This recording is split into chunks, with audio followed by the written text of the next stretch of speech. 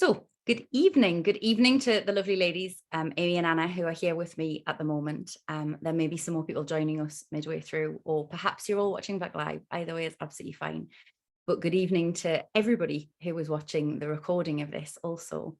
I'm recording this on solstice night and I'm so excited. It's a funny one because I really love doing these Her Story sessions. They are, for me, a really beautiful opportunity for us to journey with divine feminine energy in its various forms. But I'll be honest that when I got the nudge to do this one, I kind of went, solstice, Lilith, really? Because it just seems a bit strange, doesn't it? Lilith is so heavily associated with the darkness, she says in her black dress with her dark lipstick on. And yet here we are on the longest day, that the day that is associated with light predominantly. And it felt a bit strange, but the more I've thought about it in the time since, the more I've thought about the fact that these sessions, these retellings of her story and all of her forms they're such a reclamation. They're such a reminder of who we were before patriarchy told us what they thought of us.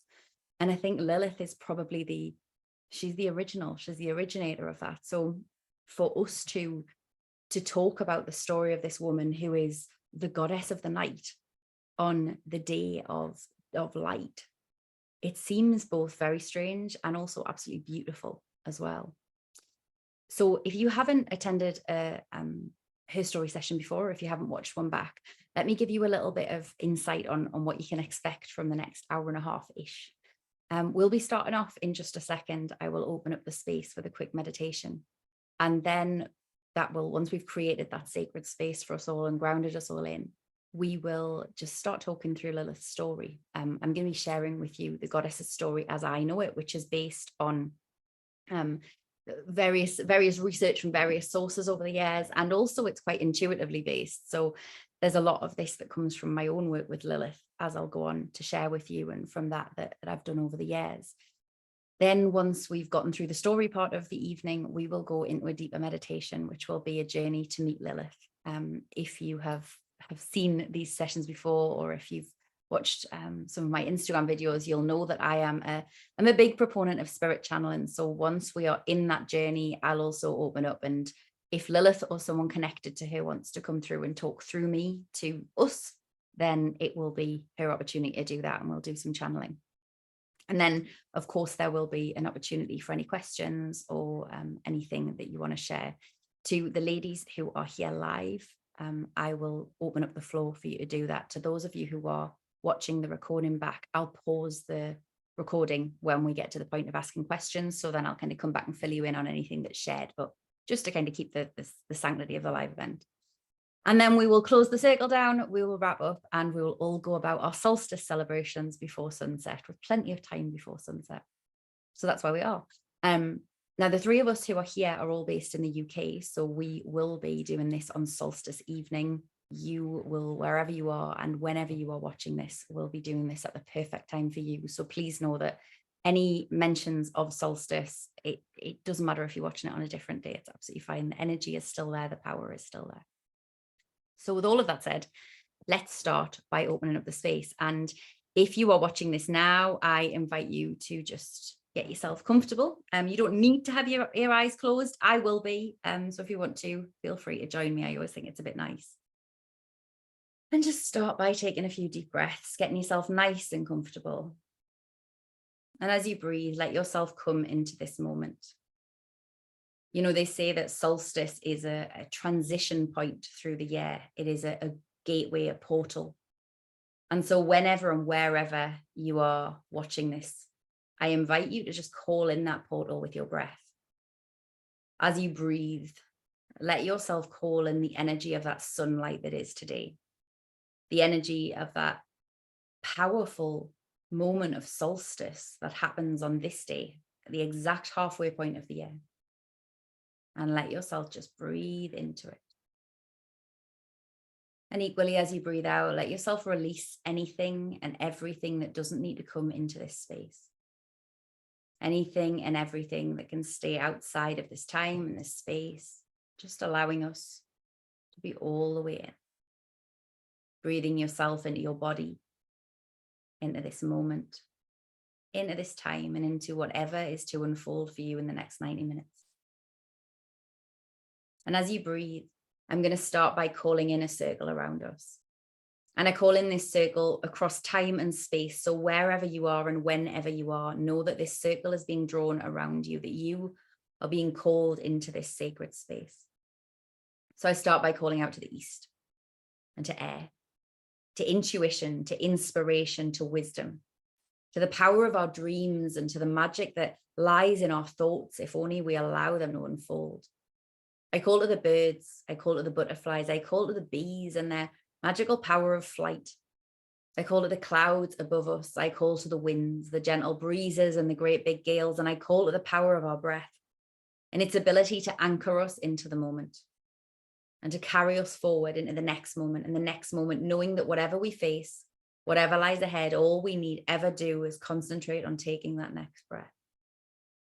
To the east and to air, I invite them to join with us, to work with us, and to bless this time, this space, and this work that we do together. Welcome. And then I turn to the south, and I call to the south and to fire, to illumination and to warmth, to passion, to action, to creativity, to radiance. I call out to the dragons and the volcanoes. I call to the candle flames that illuminate a path in the darkness, and I call to the bonfires that are our gathering places of community, of protection, of support, and of storytelling.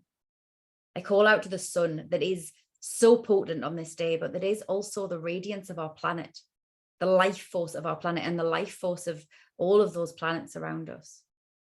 To the south and to fire, I invite them to join with us, to work with us, and to bless this time, this space, and this work that we do together. Welcome. And then turning to the west, I call to the west and to the water, to the rivers and the streams, to the oceans and the lakes, to those carriers of consciousness that are the lifeblood of this planet, to the whales and the dolphins that are the keepers of that consciousness. I call to the nourishment and the cleansing of the rains, to the release and the emotion of tears. I call to the ebb and the flow of the seas. And to all of it, I call to the power of reflection. As to the west and the water, I invite them to join with us, to work with us, and to bless this time, this space, and this work we do together. Welcome. And then finally, I turn to the north, and I call to the north and to earth, to the trees and the plants, to the animals, to the mountains, to the rocks, to the caves. I call out to groundedness, to steadfastness, and to surety. I call out to abundance, to nourishment, and to fertility. I call to that continual cycle of life and death that is so powerfully shown in that earth around us and beneath us. To the north and to earth, I invite them to join with us, to work with us, and to bless this time, this space, and this work we do together. Welcome. And in so saying, I draw that circle around us by east, by south, by west, by north, and back to east, calling in a circle of protection, calling in a circle of connection and of wisdom, a circle to which all of the ancestral storytellers are welcome, as I call in a circle of our own power, our own stories, our own wisdom, our own personal expression of that Lilith energy in all of its forms. Into that circle, I call our guides and our helpers, our teachers and our inspirers, our ancestors of blood, of stars, of soul, of heart, and of lineage. And I invite them to join with us and to work with us, as I call in the love and the guidance of spirit, the wisdom and the power of soul, the vast, limitless potential of space and the great mysteries of ether. To the center, to soul, to space, to spirit, and to ether, I invite them to join with us, to work with us, and to bless this time, this space, and this work that we do together. And into that circle, I call our own souls, every facet of our beings throughout all directions of time and space, our highest power and our deepest wisdom. And I call in Lilith, in her power, in her wisdom, in all of the energy she wishes to share with us and bless us with this evening. And as we sit in that space, I invite you just to feel the earth beneath you. Feel the weight of your body on the chair or the bed that you're resting on. Feel the weight of that chair or that bed on the floor. And feel the building that you're in as it rests upon the earth itself. Feeling the earth beneath us, always holding us, always supporting us, as it has since time immemorial. And feel that sense of your own divinity, I like to feel it sometimes like a beam of sunlight that beams out from our own central sun, from our solar plexus, all the way up through our chests, through our heads, right the way up through the roof of the building that we're in, up through the sky, up through the stars, all the way up to the great central sun, to the center of all that there is, where it is held, it connects into all of our own power, all of our own wisdom, all of our own divinity. Feel that energy as it radiates through you, around you, and within you. And then feel surrounding it all, moving through every last bit of that great cosmos, the space where everything is held, the space of deep possibility and potential, the great cosmic womb that is the most nourishing and beautiful darkness imaginable. And in this space, held by Gaia, connected to source, surrounded and filled with cosmos, I ask by divine decree in the name of Gaia, source, and cosmos that this may be a perfectly safe and sacred space, and that everything that needs to unfold here may do so with perfect ease, perfect clarity. I ask this again in the name of Gaia, source, and cosmos.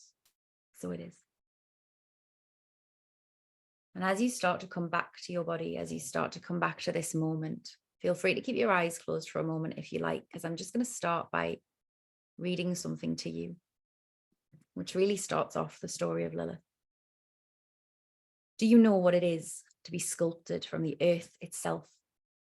One moment you're floating in the great beyond, a ball of potential that is both the stars and the darkness that surrounds them, both the trees and the breeze that stirs them.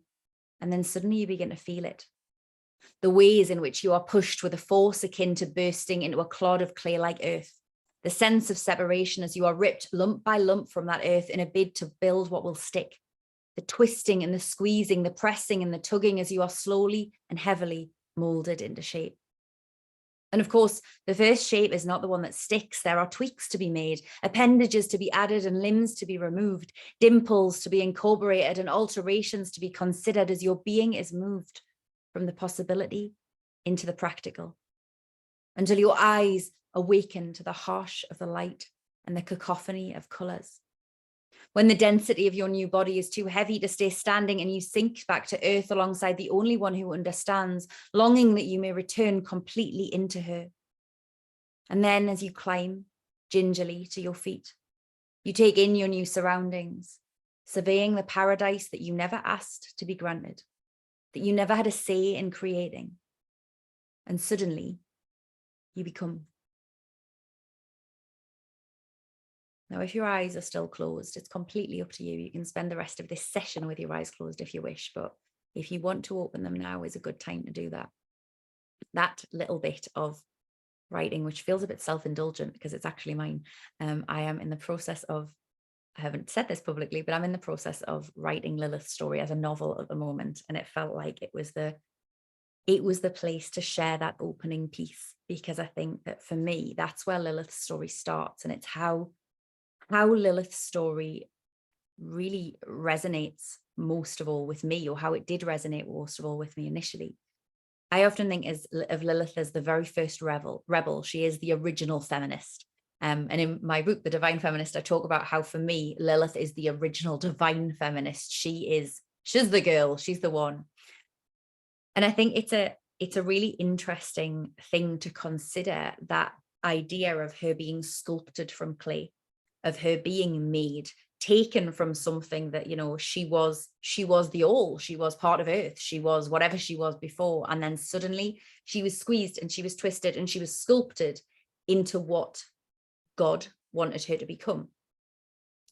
And that's an interesting thing, because I think for all of us who are women in this patriarchal society, we get that. I'm in the process at the moment of supporting the editing of a book called The Guide to Good Girl Deprogramming, that is all about the ways that we as women have been programmed in a patriarchal society. And while I won't get too militant about this right now, I will say the book is going to be fabulous. And when it comes out, absolutely read it, because it'll be wonderful. But it's fascinating when I think about the ways that we have been not just coaxed and coached to become a certain thing, but literally sculpted and programmed to be what patriarchy wants us to be in so many senses. And so Lilith's perspective as one who was sculpted from clay seems far off and fantastical until we really stop to think about it. It's actually an experience that in many ways we've all had. Now, I find it really interesting that when you talk about Lilith in sort of more religious circles, shall we say, people will often say, there's no proof that she existed. She's not really talked about. You're just making her up. She's just a creation of feminists. But actually, Lilith is mentioned in many different sources. She's mentioned in the book of Isaiah, which is in both the Old Testament of the Bible and, of course, the Jewish holy texts. She is mentioned in Gnostic and Jewish mythology. She is mentioned in the Zohar, and she is mentioned in the Babylonian Talmud. She appears in so many different religious scripts and religious teachings. And yet we just haven't really heard about her in a religious context ever since. Of course, there's good reason for that, isn't there? Because she's the rebel, she's the feminist. So let me start by telling you the story that is probably the most common one we all know about Lilith, which is that she was the first wife of Adam. She was, at the time of Adam's creation, sculpted alongside of him from the very earth itself. Now, that's a bit different to Eve, his second wife, who was created from his rib. I kind of like to think that maybe after they'd sculpted Lilith, who was an independent woman with her own thoughts and feelings and way of seeing the world, whoever was doing the creating thought she didn't quite do as we wanted her to. So next time we're going to try and make a woman who's a bit subservient to this man here, who seems to be doing what he's told. How will we do that? We'll just take out a bit of his body and we'll craft her from that. It'll be fine. But some say that Lilith was originally quite happy in Eden. You know, she potted around, everything was good. She and Adam themselves were happy. And then, so the story goes, one day they were having sex and Lilith just wasn't really enjoying it. I mean, you know, many of us who have been engaged in sexual relationships with other people will feel that, you know, we've been in those moments where you were really hoping it would be something more than it isn't, and it's just not as good as you'd like. So Lilith, being the strong, independent woman that she was, kind of suggested they shake it up a little bit, suggested that instead of her lying with her back upon the earth, she be allowed to go on top for a little while. She change up the scenario and she be in control. Adam didn't like that. Adam thought that she was being blasphemous by even suggesting that the woman should go on top, by even suggesting that they did things differently. So Adam refused, of course. So then Lilith did something that, if I'm honest, I wish I'd done when men had said no to me when I tried to challenge things on more than one occasion. She spread a pair of big black wings, so it said, and she took to the skies. And she flew all the way over the walls of that garden that was said to be paradise. I like to think that as she did, she flipped the bird and told Adam where he could go and shove his terrible sex. But maybe that's just me. And as she flew over these walls, the call that went out to her was that was it. She had fallen from grace. She had fallen from paradise, that inside the walls of this garden were everything she could have ever dreamed of. On the other side of those walls was death, cold, darkness, destruction. And I mean, on the surface, that seems very true. Eden was a paradise. It had in it everything that a person could have wanted, the food, the plants, the lushness, the nature. But Lilith knew that she wasn't happy there.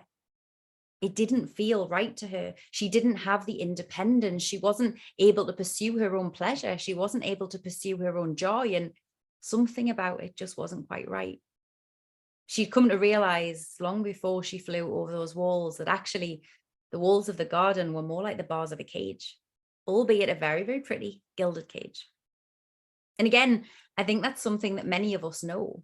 We have all been in those places that are supposed to be everything we've ever dreamed of. We've all been in those situations that people have told us we should be grateful for. We've all probably been in the relationships that we've spent a long time longing for and thought, okay, this is it. This is good. This job, this friendship, this relationship, this person, this house, this all of these different things. This is on paper everything I want. This is perfect. And then just like Lilith in Eden, we've started to see through that veneer. We've started to realize that actually one person's perfect doesn't make an objective paradise. We've started to realize that the things that we're told we should strive for aren't necessarily the things that feel good and that make us happy. We've started to realize that in many senses, the idea of the perfect life, it can be something like a prison, a cage, no matter how gilded and beautiful it might be.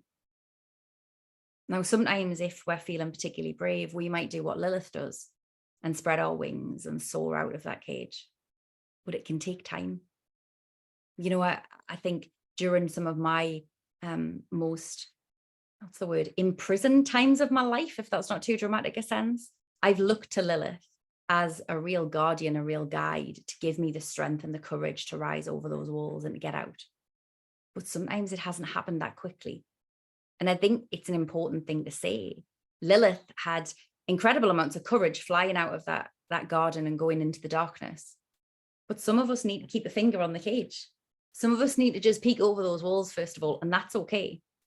Because we're told that on the other side of those walls, much like Lilith was, is death and destruction, is fear and terror. Perhaps it's rejection, perhaps it's persecution, perhaps it's just a loneliness and sadness and all of those things that we're told we're going to fear. That's certainly what Lilith was told. She was told that she'd find nothing on the other side. And yet, here she is. Here we are still talking about her 2,000 plus years later. Here she is still being for many years worshipped prior to her being demonized, as we'll come on to later. So obviously she survived. Obviously she found a place to be, to live, to continue her life. But I'm getting ahead of myself if I talk about that first, because I want to talk about the continuation of this story of her and Adam.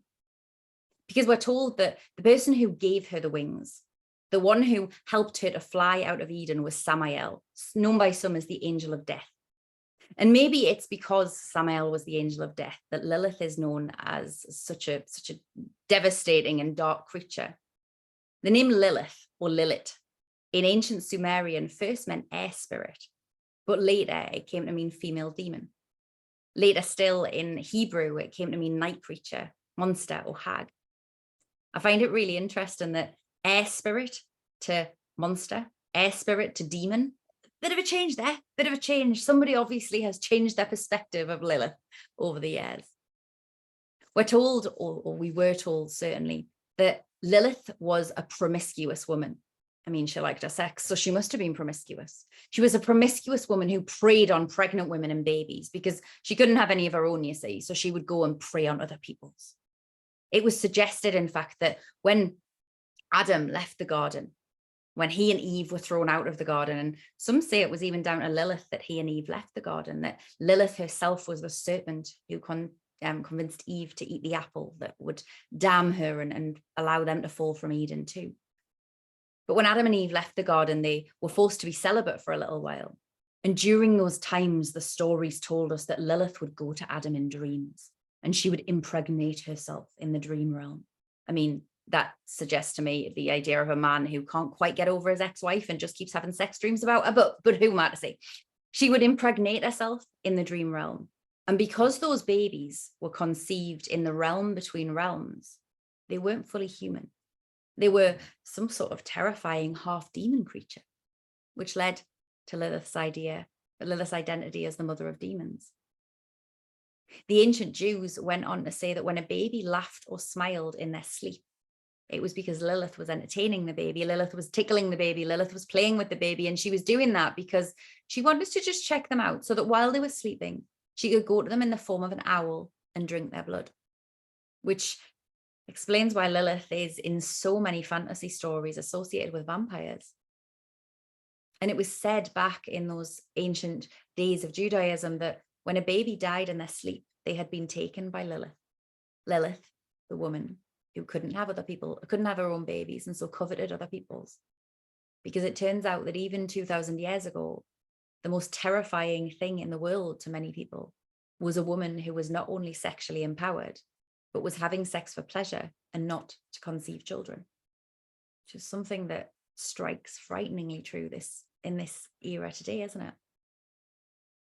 But actually, that's not the full story. That's the more recent story. If we go back further, we find that in ancient Mesopotamia, Lilith was the woman that was called upon to support women in childbirth. to nurse infants. She was a goddess of birthing and midwifery. She was also seen as the hand of Inanna. So back in the days of ancient Babylon, she was said to be the woman who would go out into the streets. She would take willing men into the temples for sacred sex rituals. Now, this wasn't any sort of just enchanting entrancement where she would take them into the temple. She would go out into the streets in a bit of a kind of, come on, it's time for these rituals. It's a sacred day, like, for example, solstice. And we're going to get on with these rituals, but we need some male participants. Who wants to get down with the priestesses and be part of these powerful hieros gamos type rituals that involve marrying the earthly and the divine, the land and the spirit? And now I can't imagine that too many men would turn that idea down back in the day. But certainly, Lilith would be there to convince them if they weren't quite sure. She'd be there to have a bit of a chat. She would happily bring them with her and take them into the temples. And then, of course, she would take part in those sacred sex rituals because she was a woman who was absolutely confident in her own sexual power. She was a woman who wasn't afraid to recognize both the sacredness of sex and also the pleasure that could be found in sex. Again, there's something terrifying about that to modern patriarchal societies, but back then, it was considered the norm. More than that, it was considered sacred. Lilith was seen as a really sacred woman, as a priestess, as a goddess, as the hand of Inanna, who was the goddess on high back in ancient Babylon. And within that was her sexuality. It wasn't something she was shamed for or demonized for. It was part of her power, part of her sacredness. Now, in those temples, Lilith was considered herself to be the spirit of air, much like her name suggests. The priestesses and the later worshippers would leave out lilies in her name. And there would be depictions of owls, depictions of lions that were very much associated with Lilith. She was said to be the personification of the goddess Ishtar. She was Ishtar incarnated onto this earth. And in those days, Ishtar was super, super important. I find it really interesting that Ishtar is a figure that we really know today as Venus, because, of course, all of these energies take on different names and different stories, and albeit very similar throughout the years. So in some ways, Lilith is Venus. She is a goddess of love, a goddess of war, a goddess of sexuality, and a goddess of fertility. She is all of that great, passionate power and all that it can lead to as well in all of its sacredness.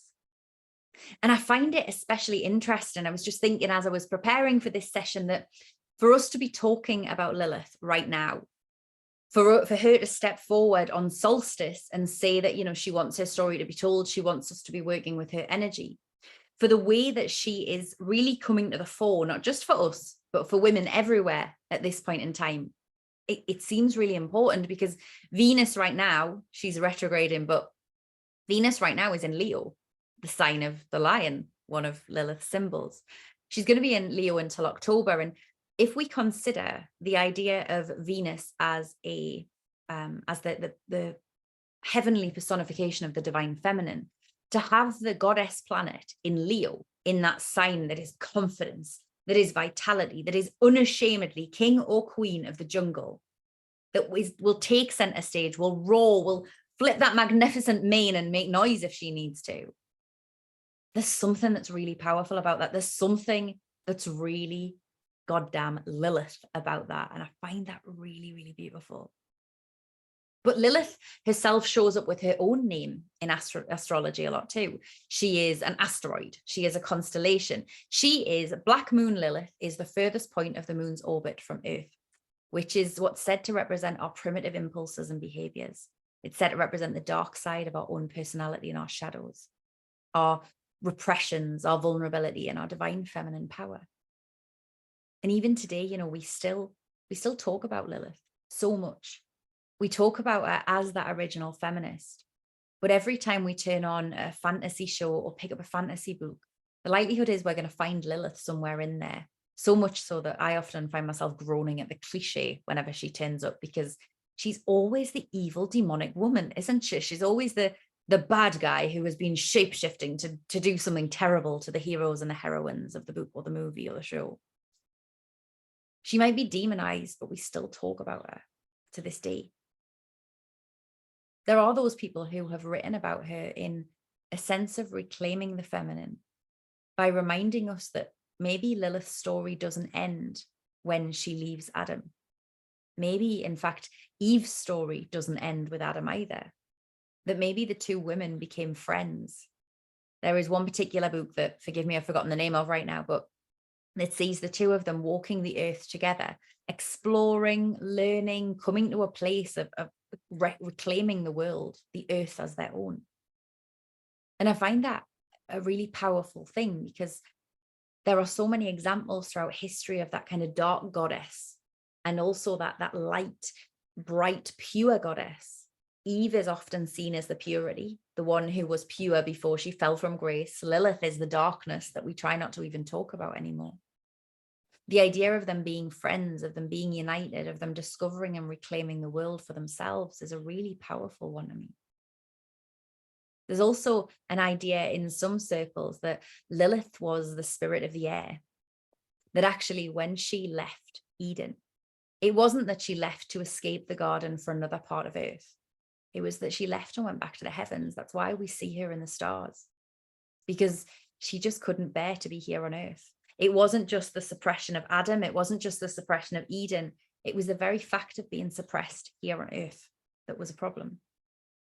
I can't say I agree with that. I like the theory of it, but it's not where I see Lilith. It's not how I see Lilith.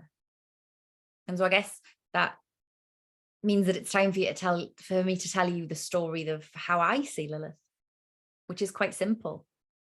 I see her as that woman who one day was sculpted from clay and didn't get the blessing of coming here to earth as a baby and getting to learn bit by bit by bit, but suddenly arrived here fully formed, arrived here with the amnesia that comes when we come back to earth and forget about all of our soul's adventures before, or all of the great beyond that we're part of, and instead just found herself in an adult human body, trying to make sense of how to walk, how to talk, how she was supposed to feed herself, all of the different things that were going on, how she contended with being in this body. And so she explored Eden. She found all of the places in the garden that felt like hers, that felt beautiful to her. She found ways to nourish herself with the fruits from the trees and the plants from the ground. She found perhaps also ways to find pleasure, the sensual pleasure of touching something that was delicious, of eating something that was wonderful, of smelling those gorgeous scents of summer, of listening to the bird song that, as I talk right now, is happening right outside my window, of also the pleasures of her own body. I like to think that she and Adam probably spent a bit of time apart before they came together, and Lilith explored that garden. So long before she became Adam's wife, she was the first woman. She was the woman who got to explore that part of the earth before anyone else did. And when she came together with Adam, it was out of choice. I mean, not too much choice. He was the only man around within those walls, but still out of it a choice that she chose to go to him, that they explored together, that they learned about the garden together, that they learned about each other together. I like to hope that perhaps in those early days, it was something that felt good and felt exciting to her, in the same way that those first flushes of love do to any of us. That maybe the first time they started to initiate any sort of sexual contact, it was fun. It was pleasurable. There are those who say that it was Lilith who convinced Adam to very first have sex, but I think we all know that often it doesn't take an awful lot of convincing. I think that in many senses, they were both on that same journey of exploration, of discovery, of reclamation together, of becoming together. And perhaps Lilith was the only one to start to see through the veneer of paradise. Perhaps Adam did too, but he didn't have the courage to escape. We don't know. Because just as her story is only told through a patriarchal lens, his is too. In many ways, I often see, and I do it too, I see Adam as the villain of Lilith's story. But how do we know that was the case? How do we know he wasn't also just somebody trapped inside this garden, just didn't get to grow the wings to spring out at the same time as she did? Nonetheless, though, I still think there's a bit of villainy there. You know, if you're having sex with a woman and she's not enjoying it, I think you've got something to do there to sort of say, okay, how do we change this up? How do we make it better for you? Because Otherwise, that's just not good. It's just not cool. It's not the kind of man we want. So when Lilith tried to defy him, and when Adam said, no, that's not what's happening. How dare you even suggest such a thing, you blasphemous woman? I kind of think she was well within her rights to spread those wings and leave him behind. I still kind of hope that she raised the middle finger to him and told him where to go as she was flying. And of course, he must have been terrified, because for Adam as well as Lilith, all he had ever known was what was inside of those walls. But for her now, she had the wings. She got to lift herself up, perhaps accompanied by Samael, who as an angel had seen it all before. And so the two of them flew over those walls and flew out into the great beyond. One of the first times I ever met Lilith was many years ago. She'd been coming to me and sort of dancing on the edges of my awareness for a while, and I'd been absolutely terrified, if I'm totally honest, to work with her. And then one day in meditation, I was shown her coming out of a cave. She stepped out of a cave wearing what looked like a long black dress, much like this one, actually. And on her hands was blood. All down her legs was blood. And as I watched her, she put her hands to her face and she brought the blood to her face. And in honesty, she looked absolutely terrifying. It made me realize in that moment why people think of her as a demon, why people have been so damn scared of her, because she looked scary. But you know what else she looked? Really flippin' sad. And when I asked her what was going on in that moment, she told me that when she fled from the Garden of Eden, she had been with child. But when she'd come to this place that was at that point in time dark, cold, she didn't know how to navigate it. It just seemed like a vast expanse of nothingness. And for all she knew, she would be dying. She realized that she couldn't bring a child into this. It wasn't possible for her. It wasn't a viable thing. It wasn't right for the child. And so she did what she needed to do. She took the mixture of herbs that would release that child and send it back into spirit. Now, we all know, even today in the 21st century, there are so many people out there who think of a woman who would do that to her body, who would do that to the possibility of her carrying a child. And we also know the importance of a woman having control, having that sense of responsibility over her own body. We also know, or at least I like to think that many of us know, that as women who have the capacity, the capability to be mothers, sometimes the hardest decision that you can take is recognizing that it is not a safe environment to bring a child into. It's not the decision that you want to take, but sometimes that is the decision, and that's where Lilith found herself. And so just imagine it for a moment. You've come out of that place that is allegedly paradise, but felt a bit like shit.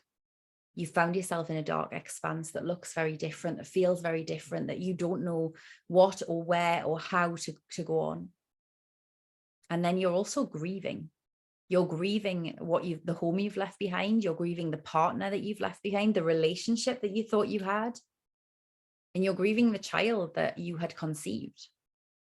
You're in that place of your body physically hurting, your hormones all over the place, your emotions all over the place. You know what? If she went and did a few crazy things in that time, I'd kind of understand it, because it seems like an absolutely terrifying place to be to me. But what I've seen in the time since is that wasn't the end of Lilith's story. From there, Lilith went out into the world. She went out into the world and explored. She found the people who were already elsewhere on the planet, because, of course, Eden wasn't everything. Eden wasn't the only part of the planet. It was just the only part she'd been shown. There are various theories out there. There are some incredible books by Ceryn and Azra Bertrand who talk about the fact that Lilith is, the way we can look at Lilith now is almost as a Neanderthal. Lilith is described in many, many texts as being big built, as being dark skinned, as having red hair, and as having a lot of hair on her body, which is what we know now as being very primitive beings. Now, I like to think that when Lilith left Eden, that's what she did. She went and found another kind of people who weren't necessarily exactly like us, who weren't necessarily even our direct ancestors, but who were the ancestors of humanity. She went and found them and made a home for herself and made a life for herself there. And it was through that her stories carried on, that her stories carried forward to Mesopotamia, to Babylonia, to all of those places. I think that it's a really interesting thing to consider Lilith as that primal feminine power. Because when we think about the Neanderthals and we think about that word primal, primitive, we so often think of primitive as meaning less than, because, you know, they didn't have computers. They couldn't read and write in the way we do. They don't blah, blah, blah, blah. But actually primitive, it just means earlier. It just means different. And what we're now learning is that the ancient peoples of the world, they knew so much more than we do.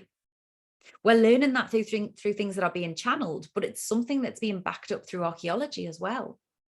You know, there is an incredible set of cave paintings in southern France that was done so far into the annals of time that it was kind of around about that time that humans as we know them began to evolve.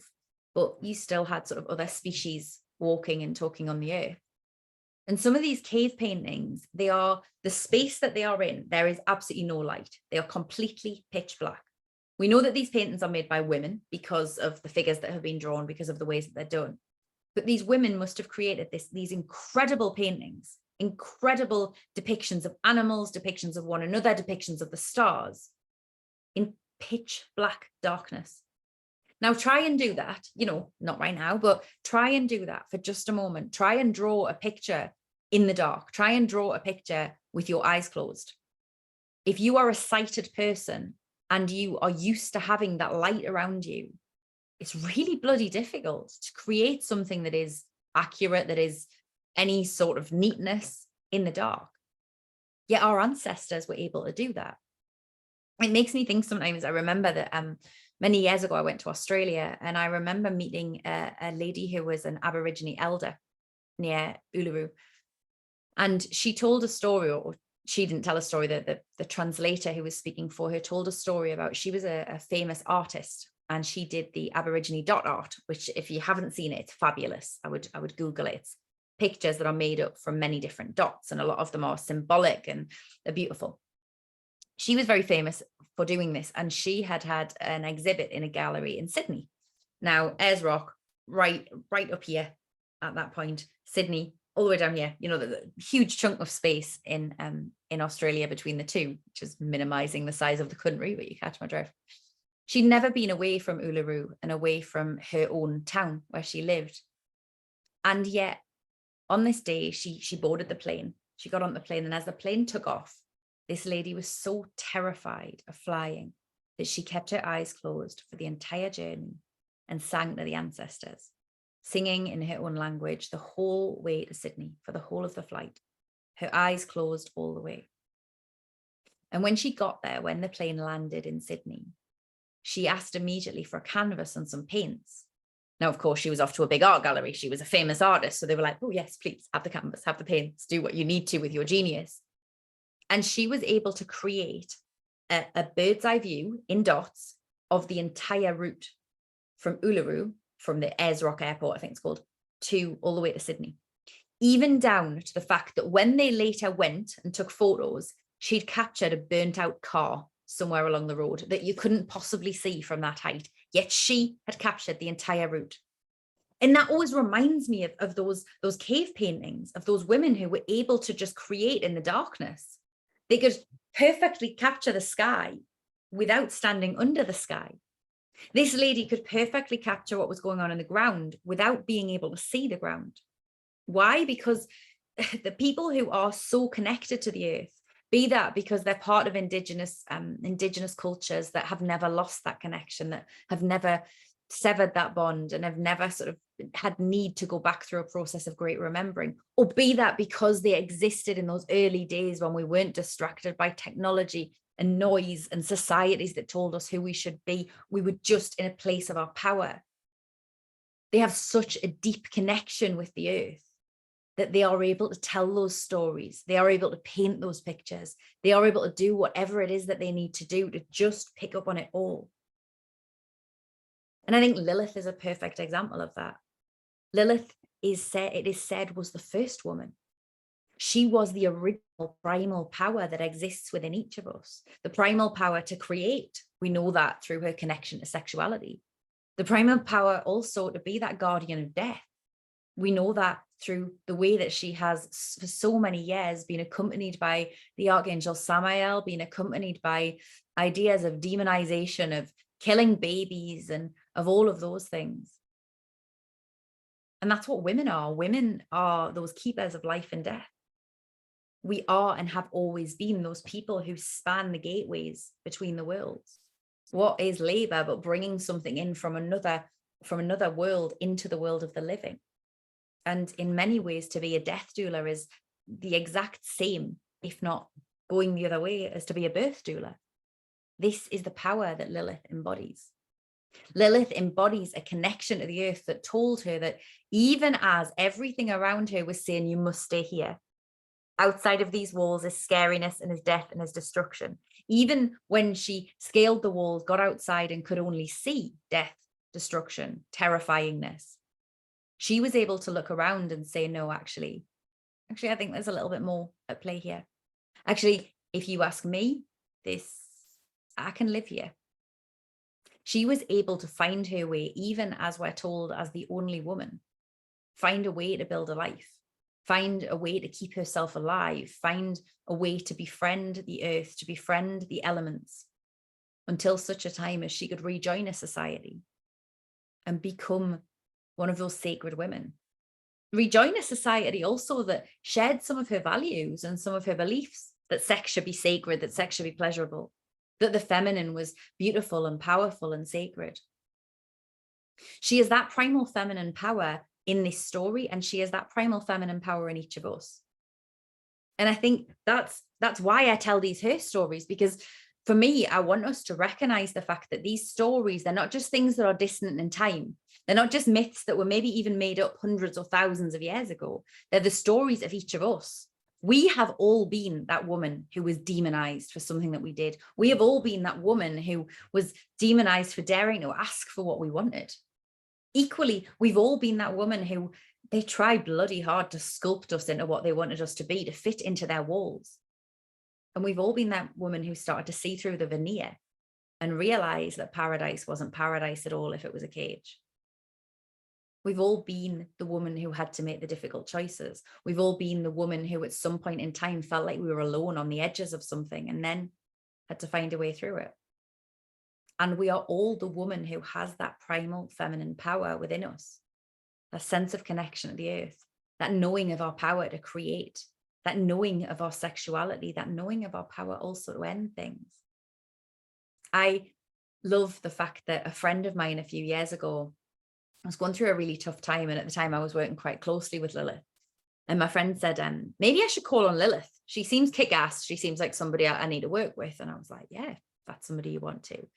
And so she did. She was going to a family funeral, and she knew that there were going to be multiple people at this family funeral who she didn't really want to have anything to do with, who were quite, prone to drama. Not only did she have nothing to do with them in the rest of her life, but she was also conscious of trying to avoid them. So there was no drama at the funeral, because, if there's one place you don't want any drama, it's a funeral. And so that morning, as she was getting ready, she called on Lilith. She put on red lipstick, and as she was putting it on, she said, Lilith, this is my armor to call on you. Know that when I'm putting on this lipstick, it's me asking you to come close and surround me. Fast forward to a few hours later, when she was just about to go into the church and realized her lipstick needed reapplying. So my friend reapplied her lipstick and then walked into the church. And as she did, her exact words when describing this to me, I'll never forget. She said, I just felt myself stand back, and it's like my wings spread. And in that moment, when I walked through the church, I was standing so tall that I swear I was flying. And then as she walked to the front, there, standing at the front of the church, were these family members that she really didn't want to have anything to do with. Every one of them looked at her and just looked away. And my friend looked at them and just went off to sit in her seat. And she said that the entire way through the funeral, she felt Lilith behind her. The entire way through the funeral, anytime she started to wobble, anytime she started to feel uncertain, she would feel a little tap on her shoulder. And with that tap would come a sense that she just knew She had this shit. She just knew that the courage was hers. She had the heart of a lion. She could absolutely do that. And that's what Lilith brings to us. You know, when my book came out, and I talk a lot in my last book about Lilith, a friend of mine rang me and said, I don't think I can read this. And I was like, why not? She said, well, because you talk about Lilith. And, you know, I've watched True Blood. I've watched all of these different programs where Lilith is a bad guy. I don't think she's evil. I can't read this book. I can't be part of this. And I was like, okay, just do me a favor. Bear with it for a little while, see what you think. And she did, she tried, and she just couldn't. She got to a point where she said, I'm sorry, I really want to read your book, but I just can't. There's too much Lilith. There's too much Lilith energy, and it's too much. And it struck me that working with Lilith is an option that is available to us all. But in the same way that not all of us will spread our wings and soar over the walls of that paradise-like prison, Lilith sometimes is not the right fit for us at any given point, and that's okay. Know that she is not somebody who holds grudges, and know that equally your own power is not something that holds grudges. If there is an aspect of your own divine feminine power, of your own kick-ass original rebel feministness, of your own sexuality, of your own dances with death, of any of those things that you're not comfortable with right now, that's okay. They'll still be there. You know, that the earth likes to tell us, the world likes to tell us that our feminine power is a lot like female fertility, that there will come a time in our lives where it's no longer accessible to us. Now, I have lots to say about that whole concept, but it can all be boiled down into one word: bullshit. Our power is there. Our power is waiting to be claimed whenever we want to claim it. Now, I look around the little girls who are on the earth now, the teenagers who are on the earth now, and I see that they're starting to dance with some of that Lilith energy, age appropriate, of course, much younger than I ever did. And it gives me hope. It gives me hope that maybe we will be not just breaking out of the walls of those paradise cells, but breaking down those walls en masse. But for us who aren't part of that younger generation, and for the people who are older than me too, that's okay. It's not too late. We can still do our bit. We can still reclaim our power. We can still step out of any cages that we're in. And Lilith will help us to do that. She will grab us by the hand and spread her wings and carry us if we ask her to. But she also knows that she doesn't need to do that, because she knows we have our own wings, our own black feathered wings waiting to expand, if only we allow them to. Now, as I said, as I started this whole storytelling section with a piece of my writing, which still feels quite indulgent, there's another bit that I want to share with you from someone else before we go into a meditative journey, which we'll do in just a moment. And this one comes from the aforementioned Ceryn Bertrand's book, Spirit Weaver. And it's a passage called Witch Wound, because Lilith is the original wounded witch, the original demon according to patriarchy. Why? Because she defied patriarchy. Reclaiming our wisdom. As women rise into their power, we face all that once held us down. We meet everything that has shamed us, blamed us, judged us. We face the long shadow of the Inquisitor in all the forms he or she takes. It looms large in the darkness of our nightmares, our anxiety, our self-doubt. We recognize its brutal energy, even if it shines bright as an artificial light. And sometimes we buckle under its burden. We fold our power up like an old rag and stuff it back under the bed. We live as if incandescence deserves the death penalty. We forget we were born to fly. We fold up our power like an old, I'm sorry, I've read that bit. When I meet this energy, my body goes into primal shock. I feel like I'm living the wound of the witches again.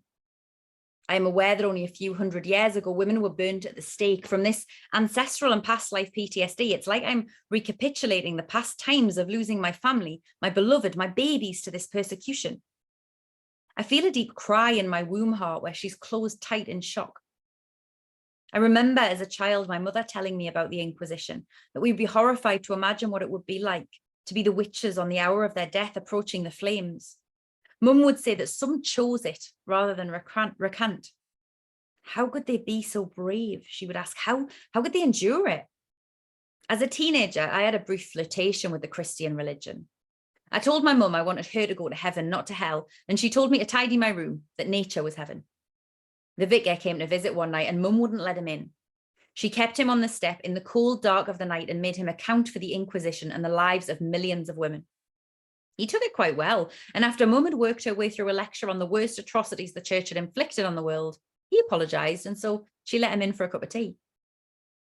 In Europe alone, there is still a deep psychic scar of thousands of years of religious wars, and the effects of these wars have been spat out across the world.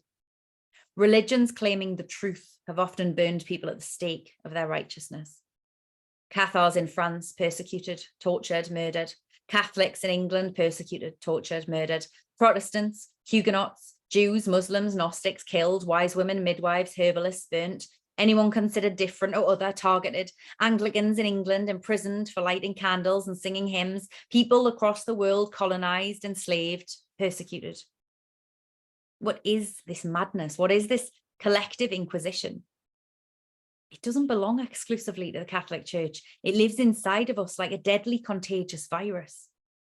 And even now in our modern world, this inquisition goes strong. It thrives on internet forums, in schools, in relationships. It thrives in politics, in workplaces, even in spiritual circles. Be small, shut up, do as you're told, or else, it says. It wants to own, to bully, to dominate, to possess. It threatens others with its sword of righteousness. It claims our souls as its own, but only if we let it. Our fear gives it power. We can choose love time and time again, no matter what. Even if we are figuratively burnt at the stake in whatever form that takes for us in this modern world, this is the wound of the witches within us. Much as we would like to hide our light to avoid its terrifying shadows, our feminine power will ask that we meet it and reclaim what was lost. As we root into the knowing that our voice needs to rise and be heard, we become a grail bearer for that which serves and protects all forms of life. My womb reminds me her power flows deep and can never be destroyed. I remember, I cannot live with my heart closed. I cannot live without following my feminine soul. I cannot live without claiming my feminine power. I cannot live without giving everything to this great love I have experienced. So I sit back with the unimaginable horror of that question that my mum had asked. How do you face the fire? I understand that in some mysterious way, she already knew in her bones, her body still remembered, infused with the cellular soul memories of those past events. Maybe she was asking my body too, who also remembered deep, deep down. So I prayed to the Divine Mother to help me. I felt all my fire ignite in those flames. The Divine Mother said, let's walk into the fire together. I give myself to the great remembering. I leave no wound without balm. There is a feeling so deep, so essential, held in the fathomless depths of the feminine, that you can burn it 1,000,000 times at the stake. You can demonize it, and yet you will never extinguish it. It is the same force by which even the greatest city, the most powerful civilization, will fall to ruin and be reclaimed by nature in time, dissolved completely by the living tendrils of fresh green shoots, in innocence renewed. And I think of that sometimes, with Lilith, that after Lilith left the Garden of Eden, that area of the earth that had been claimed, that had been walled off and claimed as paradise. And then Adam and Eve were thrown out of the Garden of Eden for daring to eat an apple and ask if they could wear some clothes. What then happened to that garden? Because when there's no one there to tend it, even paradise gets overgrown. The great goddess, Gaia, Earth, takes over paradise. And once paradise is taken over by nature, suddenly the walls become covered in ivy and moss. Suddenly those walls start to break down. And then I like to think that somewhere along the line with that, Lilith went back. She went back and she reclaimed that space that had once been hers. She reclaimed that space that she had first explored and found herself becoming in. Maybe she broke down the walls. Maybe she just walked through them with the gates wide open and invited anybody to come, so that those walls could be ones of solitude, of safety and of protection, instead of imprisonment and demands and suppression. I like to think that Lilith took over that early colonization of a part of the world, and instead opened it up as a place that was hers. And I like to think also that perhaps that's something that we can all do. That's something that this feminine power will do. Earth will keep moving on and growing and taking back control and power long, long after all of us and all of our descendants have left this plane. So maybe, what if somewhere along the line, that primal feminine power can work with the earth on that, can be part of that wildness, can take that rebellious energy back into all those places that have been diminished and suppressed, just like we've been, and can bring them back to a place of that real power. I'd really like us now to journey with Lilith. So whether you're watching this live or whether you're watching this back, we're going to go into a meditation in just a moment. Before we do, I'm just going to pause the recording so that if the ladies who are here live with me have anything they would like to ask, they can do that now. Bear with me because... Okay, so wherever you are, I invite you to just get comfortable. Let yourself get nice and comfy, sitting or lying, and just close your eyes. And let yourself once again return to your breath. And as you breathe, focus on that in and that out. Focus on the rise and the fall of your chest. And focus on the way that that air, as it enters you, moves all the way down through your lungs, down past your heart. Let it move down into your womb space, into that part of ourselves that is our power source in so many ways. Let's breathe into that idea of that power. And as we breathe out, let's imagine ourselves shaking off those shackles. Let's imagine ourselves breathing out hard enough that our own wings can spread, our own wings can burst free. But right now, as you breathe, I invite you to just imagine yourself. Imagine yourself sitting against a tree, a beautiful, gnarled, glorious tree that is overladen with fruit. Perhaps as you sit here, you can see the tree, you can see the lushness of its green branches, the gorgeous, vibrant colors of the fruit that hangs from them, the blue of the sky beyond you. Perhaps you can hear it. You can hear the way the wind moves in the branches. You can hear the song of the birds around you. Perhaps even if you listen close enough, you can hear the small animals as they scurry around on the ground at the base of that tree. And you can hear your own breath in your body, your own pulse in your ears. You can hear what it is to be in this body, to be in this earth. And as you sit in this space, let yourself feel that earth of this lush place beneath your fingers. Feel the sturdiness of the grass beneath you. Feel the way that if you just move your fingers in that grass, in that dirt, you'll feel its coolness. And then the places that are warmed by the sun. You'll feel that buzz of life that moves through the very earth itself. And as you sit on that place, you begin to become aware of the sound of footsteps as they move towards you. When you open your eyes, you see before you a woman with great, big, lustrous black wings behind her. This is Lilith, the first woman. She who flies with the owls, she who has been called demon for so many centuries, and yet as you look at her, you see simply a woman.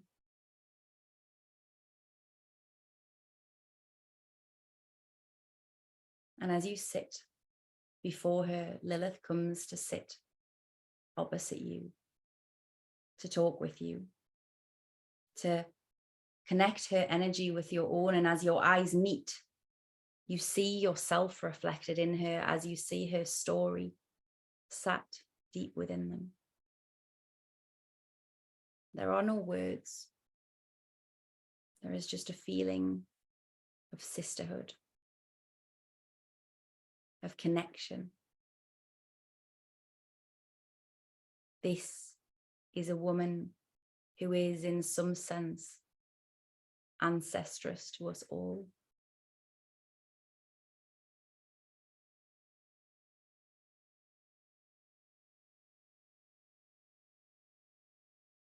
And as you watch her, you feel that pulse of ignition within your own body.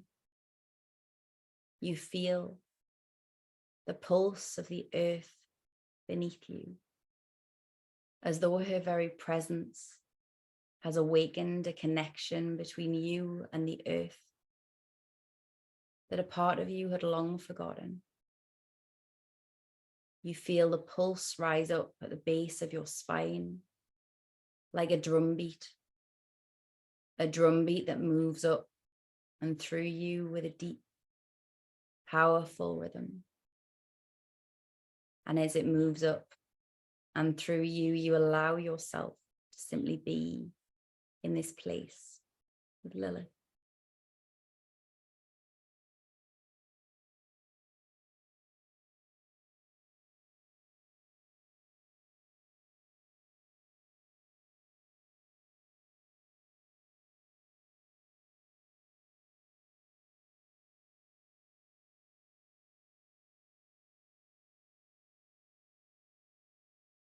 As that pulse moves through you, allow yourself to notice how it feels within your body.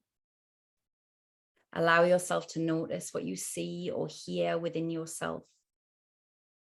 Perhaps as you move through this rhythm, through this reawakening, Lilith herself is speaking to you. Make note of anything within your mind and your heart that she shares.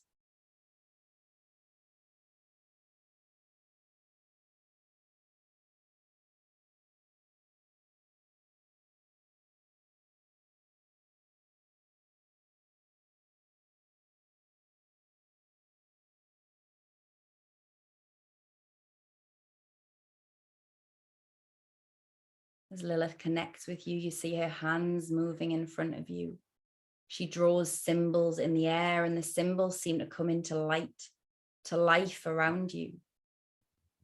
Awakening something within you, opening something within you, connecting you more deeply, not only to the earth, not only to the air and to the skies, but to the water within the soil, to the fire that is represented by the sun above you on this glorious day. That is connecting you back to the stars that have their beginnings within you, just as you have your beginnings within them. To the planet herself and everything that she represents. You feel your connection to it all. You feel it all awake, and she takes your hands and she places them on the earth. And in that moment, you feel yourself as the earth. You are this planet. This planet is you. Gaia incarnate, the stars incarnate. For each and every one of us was sculpted from the stars, sculpted from the earth in our own way, through the magic and the power of the creation process. And so with our hands upon the earth, we feel that connection. We feel that primal awakening within us. And we still feel it as Lilith takes your hands again and brings you to your feet, then moves her hands out and spreads your own great wings. She invites you to take to the skies with her, and the choice to do that is yours. If you wish, you can stay here under this apple tree and continue to talk with her. But if you're ready, if it feels like something you wish to do, let yourself simply leap and allow the slipstream of the air to carry you as you soar up into the skies with this glorious woman, with Lilith beside you. And as you soar, you look down beneath you, you see the lushness of the earth, but more, you see more. You begin to see so much more of the earth. You begin to see your own life. The situations, perhaps, that it's time for you to rise above and fly away from. The situations that perhaps just need a different perspective. The situations that in this moment need a sprinkling of your own primal power. As you fly with Lilith across the earth, through time and space, soaring, we invite her now as you take that journey, as the messages that are meant only for you come into your awareness in whatever way they need to. We invite her to connect with us all. I invite her to step forward and speak with us, if she so wishes, while you continue to take your flight.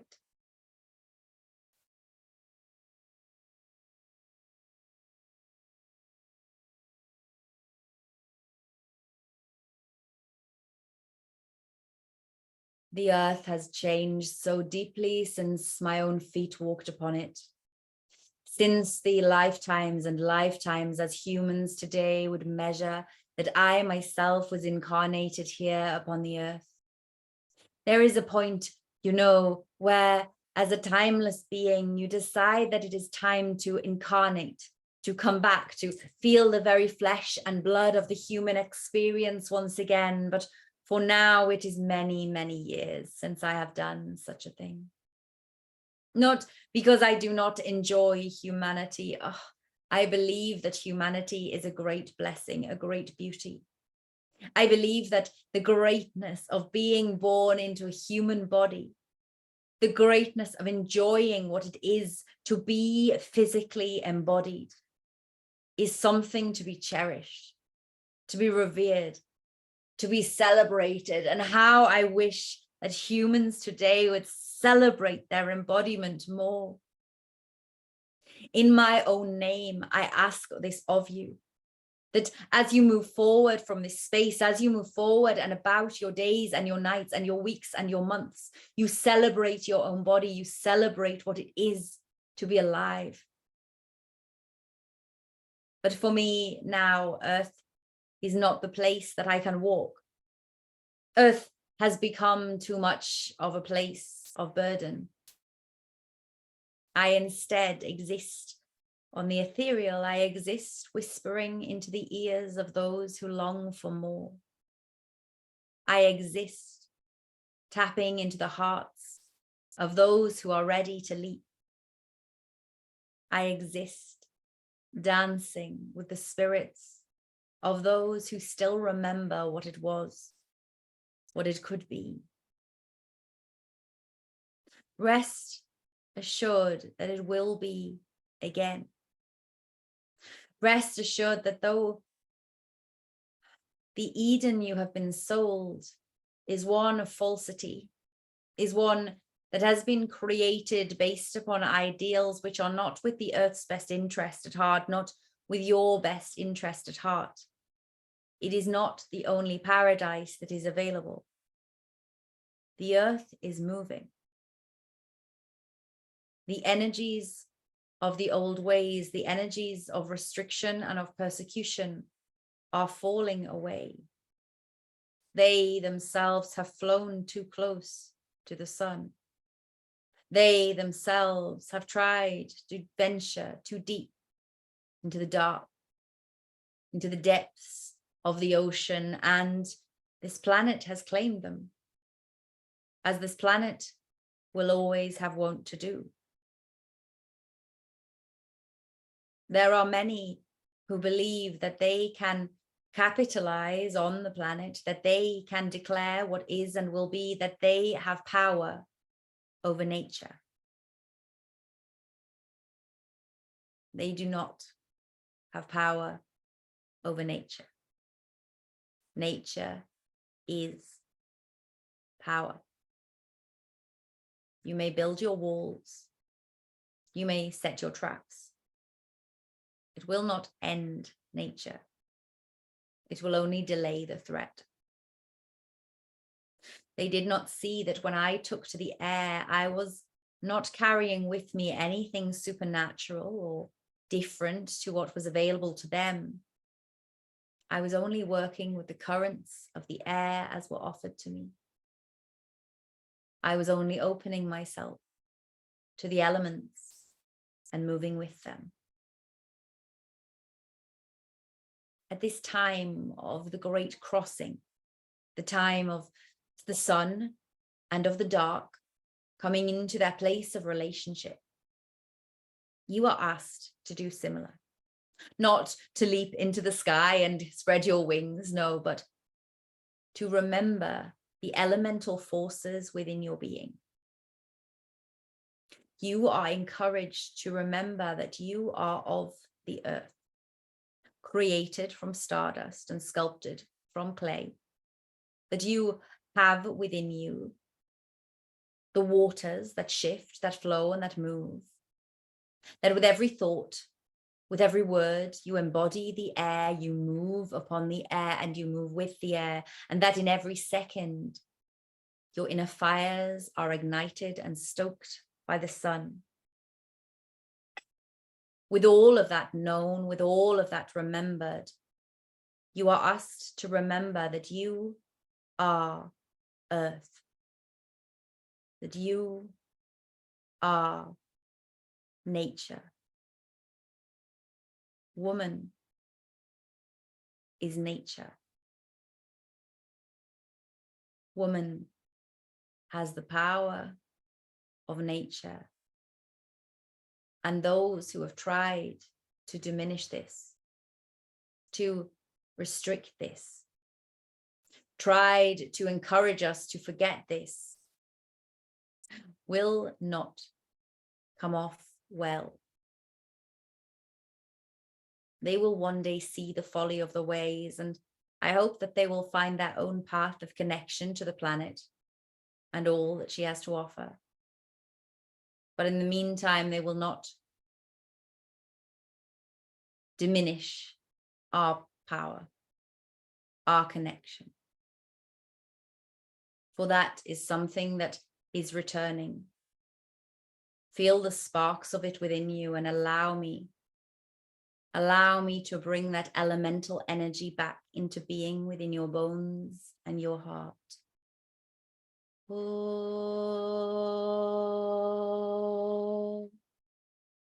oh,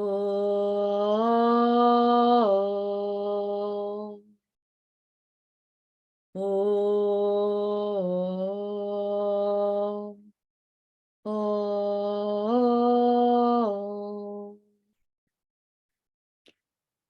oh, oh, oh,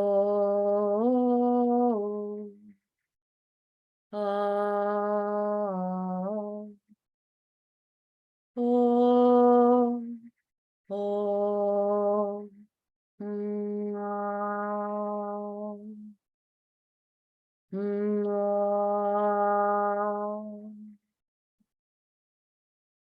As Lilith continues to sing, as the drumbeat continues to move around you, you feel yourself beginning to move downwards on the slipstream of the wind. You feel yourself coming back until your feet touch dry earth once again. Yet you still hear the singing, and with every note of the singing, with every beat of the drum, you feel the sparking within you. That is the remembrance of your inner rebel, the remembrance of your sacred priestess, the remembrance of your sexuality, the remembrance of your creative power, the remembrance of your dance with the angel of death, and the remembrance that with every part of that you are free to choose, to be, to do as you wish.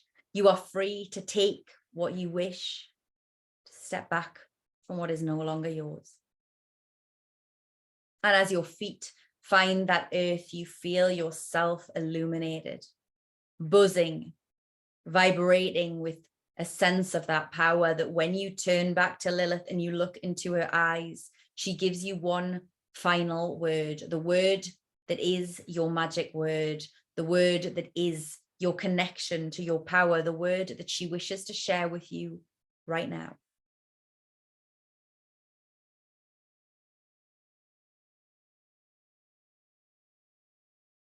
Whether you hear that word within your head, whether you see it, Whether you feel it on your fingertips and in your womb, know that it has been received. Know that it will come to you, that it will make itself known to you, and that any time you need to connect back to your own power, anytime you need to be reminded of that power, anytime you need to return to Lilith, you may call upon that word, declare it, intend it, and know that it is awakening your power, that you are power. For right now, though, we give thanks to Lilith. We give thanks, and wherever we are within this space, we allow ourselves to say goodbye to her and to close our eyes. Closing our eyes, we start to focus our minds once again on our breath, on the in and the out of our breath, allowing ourselves to breathe in that power that still flows through us, allowing ourselves to breathe out anything and everything that needs to be left behind in this space, that needs to be left behind and cast to those winds. As you breathe, you let yourself come all the way back into your body. Start to become aware of any noises in the room and the building around you, any noises outside of my own voice. Start to become aware of the temperature of the air upon your face. Start to become aware of the sensation of the clothes upon your skin, of the weight of your body on the bed or the chair that you're resting on. Start to move your fingers and your toes gently, and as you do, begin to stretch out your arms and your legs, moving your head on your neck, shrugging your shoulders, moving your hips, letting yourself come all the way back into your body. And as you do, moving that sense of power through your body with stretches, with wriggles, with noise. If you feel like you need to breathe and make noise, do that. Let yourself come all the way into your body, all the way back into the here and now. And when you're ready, open your eyes and come all the way back into the room. And for those who are watching the recording, I'm just going to pause just again. I'll be back in just a moment. Okay, so I hope you enjoyed that meditation wherever you are. There's a couple of things that we just covered there in the questions that the ladies who are live were talking about, and so I kind of want to just touch on them there now. And one of them is, you know, working with Lilith can bring up this real sense of rage and injustice, because we see mirrored back in us. While we see the ways that she escaped that gilded cage, we see the ways that she spread her wings, we see the ways that she faced what they told her would be death and continued to build a perfectly nice life, thank you very much. We see the power that lay beyond the demonization. We also see the fact that there was demonization, that there was injustice, that there were walls. And we look at our world now and it can seem like, how do we ever combat that? And I want to say two things with that. One is sometimes, well, three things. One is sometimes that ferocity is needed. You know, that sacred rage is something that so often we're told to run from, but it is a power. It is a real kick-ass power. And while I don't advocate for us sitting in a place of anger all the time, that would be really exhausting.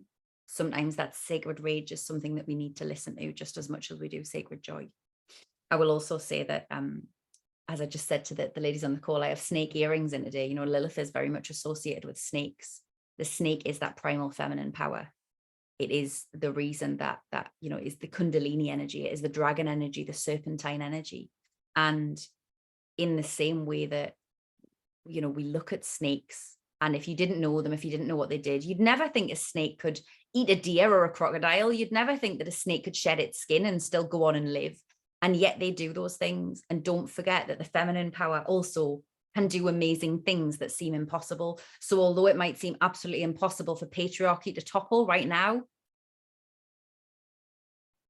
the impossible is sometimes the thing that is most possible. You know, I record this a few weeks after that moment where Pluto retrograded back into Capricorn. And in that same weekend here in the UK, Boris Johnson was forced to resign because a report called out just how much of an absolute low-breaking arsehole he'd been during COVID, where Donald Trump was indicted again. And the report of all the reasons he was indicted was bigger and more comprehensive than anybody expected. You know, we are looking at these figureheads of patriarchy that are toppling. Now, don't get me wrong, I'm aware there are a million more of them waiting in their wake to catch up, but slowly, it's coming. You know, the feminine energy can do more than we'd ever imagined. On the day I'm recording this, we are hearing on the news about a great big search that is going on at the top of the Atlantic for a group of men, very rich, predominantly white men, who went down in a deep submarine to go and explore the ruins of the Titanic, and seem to have been lost at sea. Now, that's really sad. It sounds absolutely terrifying, and it's always sad when people lose their lives. But, you know, let's not forget that we are in a world where we genuinely believe that men predominantly and people with power and money can do anything they wish. And every now and again, Mother Nature comes along and goes, I'm more powerful. Just to let you know, I'm more powerful. And let's not forget that. You know, I really feel for those people and for their families and all of the people that love them, because it must be horrific. And it is yet another stark reminder to us that nature is more powerful than anything, including patriarchy. And when we tap into that initial primitive feminine essence, we are tapping into nature, the nature that is in us and the nature that is around us, the nature that flows through our blood and our bones. And never forget that. And I also want to say that, you know, if you want to connect in with Lilith, there are many ways to do that. Lilith will happily connect with you. Some of my favorite ways are, I spent a lot of time when I was first connecting in with her, with a picture of Lilith on my mantelpiece, so that she was there all the time. And even if I was a bit scared to connect with her, she was right there and I couldn't get away from her, because she did scare me, because she's big and she's doesn't take any shit. I also worked a lot with black candles when I started working with Lilith, partly because Lilith in the dark, black candles work, partly because in the moments that I would be scared, because initially I was, black candles also act as a protection mechanism. So, you know, they have a double edge there for working with Lilith. And equally, there's an awful lot of music out there that is named after Lilith, that has that kind of Lilith vibe. I'm going to send a couple of my favorite songs with the recording for this, so you'll have seen them by the time you get this. But there are so many. We could make a Lilith playlist. Maybe I will make a Lilith playlist, but it won't be ready just yet. But know that whoever you are, Lilith is waiting to connect with you anytime you want to. And I would hazard a guess that if you have ever been angry by patriarchy, if you have ever had that moment of, pardon my language, fuck this, I'm out. If you have ever had that moment of, no, we're going to do it my way, that's a bit of Lilith energy coming in. The Lilith energy that is within you, and the Lilith energy that is around you. So never forget that she is there and ready and waiting to connect. And that she will help you to move through all of that rage and all of that stuff and come to a place of action for yourself and for the collective too. Now, I'm conscious I've overrun, as I always bloody do, because I can't stop talking when I get excited and start telling stories. But I'm going to close the space down. So I'm going to invite you to join me for just a couple of moments as I close this space down and give thanks. Before I do, let me just say another couple of little notices before I go. The first one is that the next one of these Her Story sessions will be on the 19th of July, where we'll be looking at Medusa and the stories that are told about us. Medusa has been taking me on a merry dance the last few months, so I'm excited about that one. There will be a fee for that one, but as with normal Her Story sessions, it's a kind of pay what you can. So it's like a tiered pricing ranging from, I think it's £3 to £20 or something like that. So you can pay whatever you want to in that if you'd like to join us. The other thing I want to say is that I am going to be putting out a very small number of solstice soul readings, which I did around Christmas time as well, or around Yule time. They're going to be just smaller versions of the soul integration readings that I've done before. So it's kind of 20 minutes. I will put the link to those in the email to go alongside this, but I'm going to give the people who have registered for this session first dibs on those. If you want one, by all means order one. As long as there is some left, you are welcome to have one. It would be an honor to do one for you. If you don't, that's totally cool. It's not a problem. Don't worry. But the offer is there, and I want to allow those of you who sort of ready to celebrate solstice with me, be it live or otherwise, to have first dibs on those. So I think that is everything. Let's close the space down. So if you don't mind just closing your eyes again for a moment, and again, just taking a few breaths, let yourself come into your body. And as you do, I'm just going to give thanks. I'm going to give thanks to Lilith for stepping forward.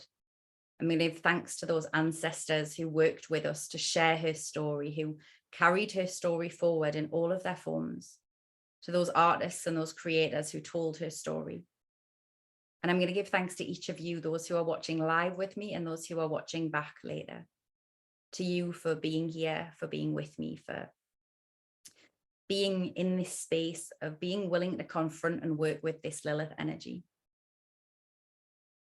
And as I do that, I'm going to just close down the circle. So turning first to the north and to earth, I'm giving thanks and I'm inviting them to go if they will, stay if they please. But for now, that earth element in the north, I invite them to just step back.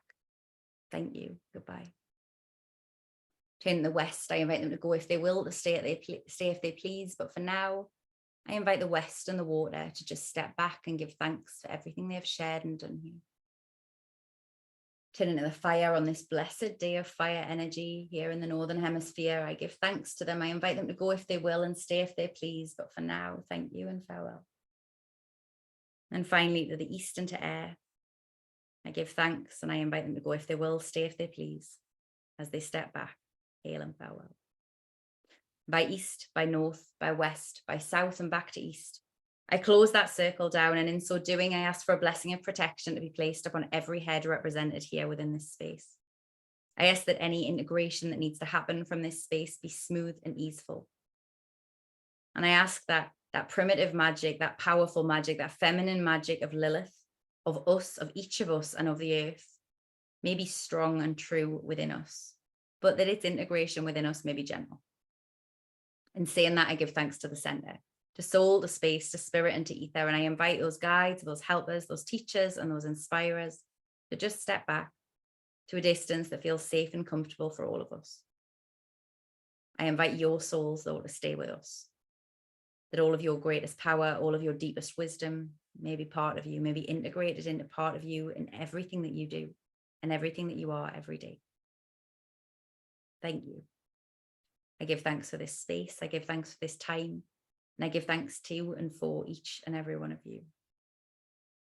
And with that circle closed, I invite you to just take another couple of deep breaths. Let yourself come all the way back into your body. Have another stretch and a wriggle if you want to. And when you're ready, just open your eyes. And as you open your eyes, I'm just going to say thank you very much. Thank you again to those of you who join me live, and thank you to those of you who are watching back later. This work of reclaiming these stories is so important, and this work of connecting with Lilith is really bloody important. So thank you for being part of this with me and for sharing in her energy and in these stories. I'm going to stop the recording now and wish you all a very blessed rest of solstice. Bye.